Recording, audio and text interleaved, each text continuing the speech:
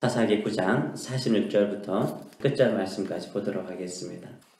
우리 말씀을 가지고 백항목을 집어삼킨 가시나무, 백항목을 집어삼킨 가시나무라는 제목으로 같이 은혜를 나누기로 원합니다.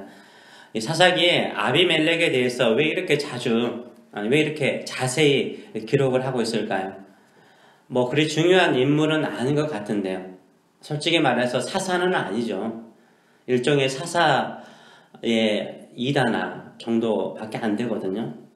굳이 이렇게까지 기록할 필요가 있을까라는 생각이 들 정도로 자세히 기록하고 있습니다. 형제 70명을 죽이고 스스로 왕이 되고 3년 동안 통치하다가 자기로 왕으로 세운 세겜 사람들을 아비멜렉이 학살하고 자기도 죽임을 당하는 이야기, 이게 아비멜렉의 이야기입니다. 이 아비멜렉에 대해서요, 그리고 아비멜렉에게 적극 협력하여 왕을 세우는데 앞장을 섰던 세겜 사람들에 대해서 성경은 무엇이라고 결론을 내리고 있습니까? 56절과 57절 말씀은 이렇게 말하고 있습니다. 아비멜렉이 그의 형제 70명을 죽여 자기 아버지에게 행한 악행을 하나님이 이같이 갚으셨고, 또 세겜 사람들의 모든 악행을 하나님이 그들의 머리에 갚으셨으니 여룻바알의 아들 요담의 저주가 그들에게 응하니라 라고 말하고 있어요. 이 모든 것은 하나님께서 아비멜렉과 세겜 사람들의 모든 악행에 대한 심판이라고 결론을 내리고 있습니다. 사사시대는 어떤 시대입니까? 자기 소견에 옳은 대로 행하던 시기였습니다. 무엇이 선이고 무엇이 악인지 중요하지 않았습니다. 자신이 하고 싶은 대로 하는 것은 옳은 거예요. 자기 뜻대로 반하는 것은 나쁜 것이고 악한 것이라고 생각을 했어요. 그래서 선이 승리하는 세상이 아니라요, 악이 판치는 세상처럼 보였어요. 지금도 마찬가지죠. 우리 주변을 둘러보거나 세상에 돌아가는 것을 보게 되면은 반드시 선이 승리하고 악이 망한다라고 말하기가 쉽지 않아요. 선한 사람, 착하게 사는 사람, 믿음으로 사는 사람들이 더 힘들게, 더 어렵게 사는 것을 우리 주변에서 쉽게 볼 수가 있어요. 저도 그런 것을 볼 때마다 목회자로서 참 갈등이 될 때가 있어요. 오히려 악하게 사는 사람, 남을 속이고 등쳐먹는 사람이 잘되고 형통한 것을 볼 때마다 우리 마음에 갈등이 생기는 거죠. 진짜 선이 승리하고 악이 망하는 것일까? 정말 하나님은 선한 사람을 보호하시고 축복하시되 악한 자들을 심판하시는가 의심이 들 때가 있는 거예요. 하나님께서는요, 아비멜렉의 이야기를 통해서 아주 분명하게 말씀하십니다. 스스로 악을 행하여 왕이 되고 그 악을 돕는 사람은 반드시 스스로 망하고 무너진다라고 말씀하고 있어요. 악행을 행하는 자는 심판을 받는 것은 시간 문제라고 이야기를 하는 거예요. 어떤 자는 빨리 징벌을 받을 수 있고요, 어떤 악한 사람은요, 죽고 난 다음에 하나님 앞에서 철저하게 징벌을 받을 것입니다. 악을 하나님께서 반드시 심판하시고 징벌하세요. 그러나 오직 믿음으로요, 하나님께서 말씀하신 대로 사는 사람은요, 반드시 하나님이 보상하세요. 반드시 보상하세요. 그래서 아무리 세상이요, 요지경일지라도 우리는 끝까지 선하게 하나님의 말씀대로 살아가시는 저희 여러분 되시길 축원합니다. 좀 더 구체적으로 들어가세요. 아비멜렉의 악행에 대해서 무엇이라고 말합니까? 56절의 말씀을 보게 되면 아비멜렉이 그의 형제 70명을 죽여 자기 아버지에게 행한 악행을 하나님이 이같이 갚으셨다라고 말해요. 하나님이 심판하셨는데 아비멜렉이 누구에게 행한 악행이라고 말하고 있어요? 형제 70명을 죽이는 것을 누구에게 행한 악행이라고 말하고 있어요? 누구에게요? 아버지에게. 자기 아버지에게. 아비멜렉의 아버지가 누구예요? 기드온이죠.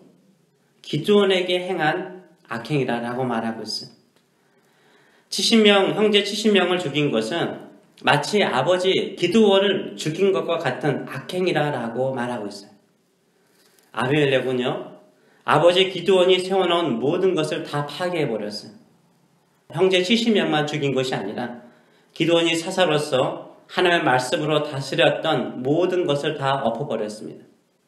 다 허물어버렸어요. 기드온의 칼은요, 오직 이스라엘 백성의 대적자인 미디안 사람들을 향해 그 칼을 사용했어요. 그런데 이 아비멜렉은요, 자신의 칼을 형제 70명을 죽이는 데 사용하였으며 세겜 사람들을 몰살시키는 데 사용해요. 기드온이 300명으로요 미디안과의 전쟁에서 승리하자 이스라엘 백성들이 기드온에게 몰려와서 무엇을 요구했습니까? 우리의 왕이 되어달라고 요청을 했어요. 기드온은 하나님께서 이스라엘의 영원한 왕이시며 하나님께서 너희를 다스릴 것이라 라고 말하면서 왕이 되기를 거절했어요. 그런데 아비멜렉은요, 하나님이 이스라엘 왕이 되는 것을 거부하고 어떻게 해요? 스스로 왕이 되기 위해서 우상 신전의 돈을 사용합니다. 단순히 형제 70명만 죽인 것이 아니라 아버지 기드온이 쌓아놓은 신앙에 쌓아놓은 모든 것을 다 허물어 버려요. 결국 기드온이 죽자 이스라엘 사람들이 어떻게 바뀌죠? 기드온 집안에게서 돌아설 뿐만 아니라 하나님에게서도 돌아서 버립니다. 사사기 8장 33절과 35절은 이 9장이 나오기 이전에 결론을 내려주고 있죠. 기드온이 이미 죽음에 이스라엘 자손이 돌아서서 바알들을 따라가 음행하였으며 또 바알 브릿을 자기들의 신으로 삼고 이스라엘 자손이 주위의 모든 원수들의 손에서 자기들을 건져내신 여호와 자기들의 하나님을 기억하지 아니하며 또 여러 바알이라 하는 기드온이 이스라엘에 베푼 모든 은혜를 따라 그의 집을 후대하지도 아니하였더라 라고 말하고 있어요. 이스라엘 백성들이요 기드온의 손을 통해서 자신들을 구원하신 하나님을 기억하지 아니하고요 하나님을 버리고 바알 우상들을 섬겼습니다. 또한 기드온이 이스라엘 사람들에게 베푼 모든 은혜를요 잊어버리고요 기드온 집안을 보호하지 않고 오히려 아비멜렉이 형제 70명을 학살하는 것을요 방관해요. 그리고 오히려 아비멜렉을 따릅니다.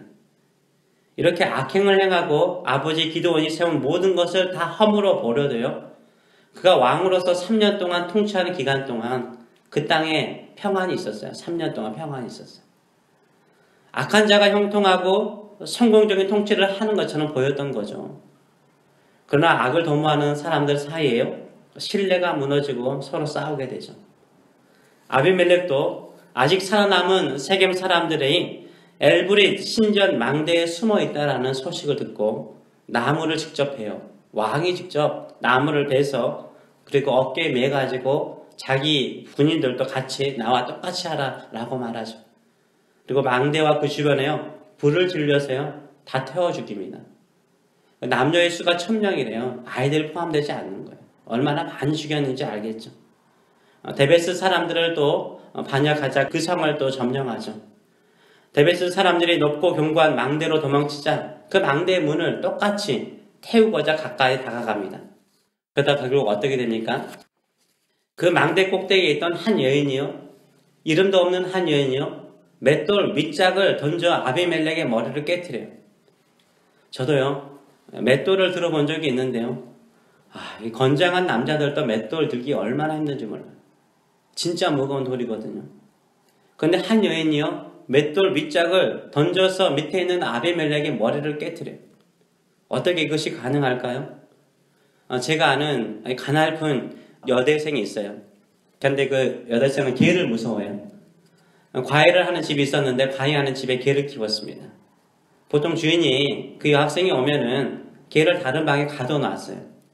근데 그날은 문 열고 개가 나가버린 거예요. 이 여학생이 다이닝 룸에 있다가 그 개를 보고 어떻게 한 줄 아세요? 그 다이닝 테이블이 아주 무거운 돌로 된 테이블이에요. 그거 들어 올린 거 알아요? 괴력이 나온 거죠. 이 여인도요, 데베스의 이 여인도요, 아래를 내려다 보니까 아비멜렉이 세겜성 사람들을 불로 태워 죽인 것처럼 자신의 가족을 불로 태워 죽여버리려고 다가오고 있는 거예요. 얼마나 놀라고 겁이 났겠습니까? 그냥 손에 잡힌 맷돌 하나를 집어 던진 거예요. 근데 그 맷돌이 손에 들린 거예요. 그리고 던져진 거예요. 근데 그 돌도요, 그 맷돌 윗짝도요, 관역을 향해 날아가는 화살처럼요, 정확하게 아비멜렉의 머리를 깨뜨려 버렸어요. 그 당시 여자에게 죽임을 당하는 것을 가장 수치스럽게 여겼어요. 수치스럽게 죽지 않고자 자기의 무기를 든 자 호위병에게 죽여달라고 부탁해서 죽습니다. 어떻게 아비멜렉이 이렇게 허망하게 부끄럽게 죽을까요? 하나님께서 심판하신 거죠. 더 이상 악행을 행하지 않도록 못하도록 한 여자에게 괴력을 주신 거예요. 맷돌 이쪽도 떨어지대요. 정확하게 아비멜렉의 머리에 떨어지게 하셨어요. 아주 허망하게 죽게 만드셨어요. 아무리 악이 이기는 것처럼 보이고요. 힘센 사람이 승리하는 것처럼 보일지라도요. 악한 자는 하나님이 심판하십니다. 한 무명의 여인을 통해서 심판하신 것처럼 심판하세요. 혹시나 내 주변에 악한 사람으로 인해서 괴롭힘을 당하십니까? 반드시 하나님이 심판하세요. 너무 두려워하지 마시기 바랍니다. 하나님은 반드시 악을 심판하세요. 이 땅에 심판하지 못하면 최후의 심판의 날에 반드시 심판하십니다. 사사기 9장은요. 아비멜렉의 이런 모든 악행이 바로 우상 숭배에서 비롯되었다라고 말하고 있어요.